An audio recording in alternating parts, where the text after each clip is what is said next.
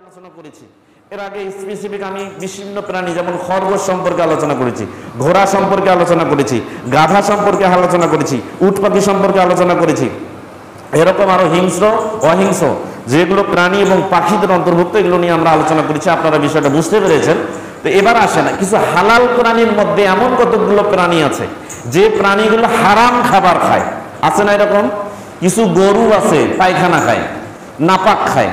আবার কিছু ছাগল আছে পায়খানা খায়, নাপাক খায়। এরকম কিছু মুরগি, হাঁস, এরকম পাখি জাতীয় প্রাণী আছে যেগুলো হারাম খাবার খেয়ে জীবন ধারণ করে। কিছু প্রাণীদের অন্তর্ভুক্ত এমন কোনো প্রাণী আছে যেগুলো হারাম খায়, অথচ প্রাণীটার গোশত খাওয়া হালাল। অর্থাৎ হালাল প্রাণী হারাম খাবার খায়। এইগুলোকে আরবিতে বলা হয় জাল্লালা। কি বলা হয়? জাল্লালাতুন। এই জাল্লালা সম্পর্কে আল্লাহর নবী সাল্লাল্লাহু আলাইহি সাল্লাম থেকে হাদিস বর্ণিত রয়েছে। এই ব্যাপারে একটি হাদিস, যেটা তিরমিজিতে হাদিসটি এসেছে, মিশকাতুল মাসাবি কিতাবুস সাইদি ওয়াজ যাবাই, শিকার করা, জবাই করা সংক্রান্ত অধ্যায় সমূহের একটা শিরোনাম পাবে। এই শিরোনামে একটি অনুচ্ছেদ রয়েছে, যে অনুচ্ছেদের নাম হচ্ছে বাবু মা ইয়াহিল্লু আকলুহু ওয়া মা ইয়াহরুমু, যা খাওয়া হালাল এবং যা খাওয়া হারাম এ সংক্রান্ত একটি অনুচ্ছেদ, ফাসলুস সানি, দ্বিতীয় পরিচ্ছেদের হাদিস 4126।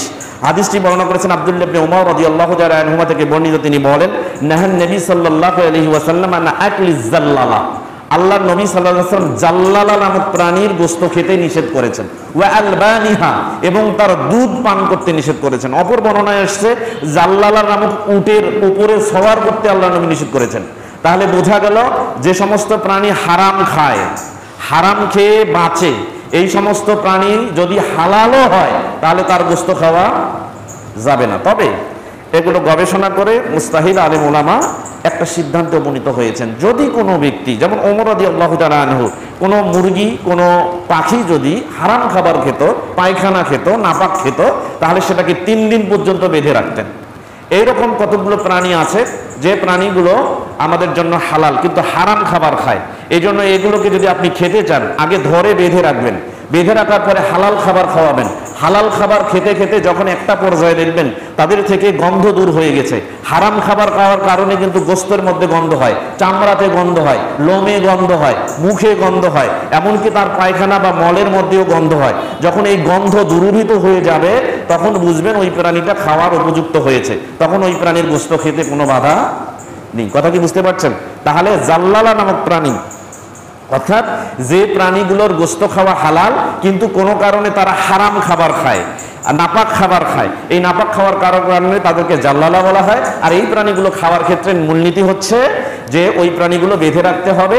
বেঁধে রাখার পরে যদি সেগুলো হারাম খাওয়া ছেড়ে দেয়, হালাল খাওয়া শুরু করে এবং একটা পর্যায়ে গন্ধমুক্ত হয়, দূষণমুক্ত হয়, তাহলে সেগুলো প্রাণীর গোশত খেতে কোনো বাধা নেই। এবং সর্বশেষ মুহাক্কিক আলেম মুহাম্মদ ইবনে সালেহ আল উসাইমিন রাহিমাহুল্লাহ তিনি এটা সুস্পষ্টভাবে ব্যাখ্যা করেছেন, যেটা বর্তমান সময়ের সৌদি আরবের বিভিন্ন ওয়েবসাইটের মধ্যে পাবেন। এবং আশরাহুল মুমতি এর 15 নম্বর খণ্ডের 19 থেকে 22 নম্বর পৃষ্ঠার মধ্যে বিস্তারিত আলোচনা করেছেন। এই জাল্লালা নামক প্রাণী, যে সমস্ত মুরগি, যে সমস্ত হাঁস, যে সমস্ত পাখি হারাম খাবার খায়, মাঝে মাঝে খায়, যেমন ধরেন 2-1 দিন খায়, কিন্তু বেশিরভাগ ক্ষেত্রে হালাল খায়, এই সমস্ত প্রাণীর খাইতে কোনো বাধা নেই, এগুলো জবে করে খাওয়ার জন্য কোনো বাধা নেই। কিন্তু যে সমস্ত প্রাণী রীতিমতো হারাম খাবার খেয়ে বাঁচে, এগুলোর ক্ষেত্রে মূলনীতি হচ্ছে আপনি বেঁধে রাখবেন। পাখির ক্ষেত্রে 3 দিন পর্যন্ত, আর পশুর ক্ষেত্রে 1 মাস 3 মাস এরকম পর্যন্ত সময় দেওয়া আছে। আপনারা বেঁধে রাখার পরে যখন হালাল খাওয়া শুরু করবে এবং গন্ধমুক্ত হয়ে যাবে, দূষণমুক্ত হয়ে যাবে, তা থেকে খাবেন। আল্লাহ তাআলা আলাম, এতে কোনো বাধা নেই। আল্লাহ সুবহানাহু ওয়া তাআলা আমাদের এই মূলনীতি গ্রহণ করার তৌফিক দান করুন, সকলে বলি আমিন।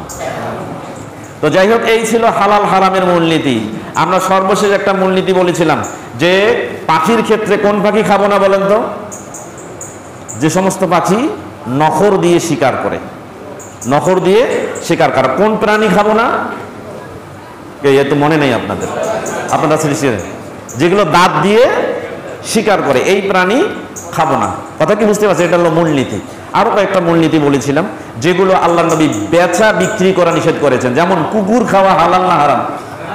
কিন্তু কোরআনেও পাবেন না, হাদিসেও পাবেন না, আল্লাহ কোথাও বলেন নাই কুকুর খাওয়া হারাম, নবী সাল্লাল্লাহু আলাইহি ওয়াসাল্লাম কোথাও বলেন নাই কুকুর খাওয়া হারাম, কিন্তু কুকুরের মূল্য নিতে হারাম করেছেন। তার মানে কুকুর ক্রয় বিক্রয় করা যাবে না। আবার কুকুরকে হত্যা করতে বলেছেন কোন কোন ক্ষেত্রে, যেটা খাবারের জন্য নয়। বুঝতে পেরেছেন? তা যেটা ক্রয় বিক্রয় হারাম সেটা খাবার জন্য হারাম। কথা বুঝতে পারছেন? তা অবশ্যই আমরা মূলনীতিগুলো অনুসরণ করার চেষ্টা করবো। এবার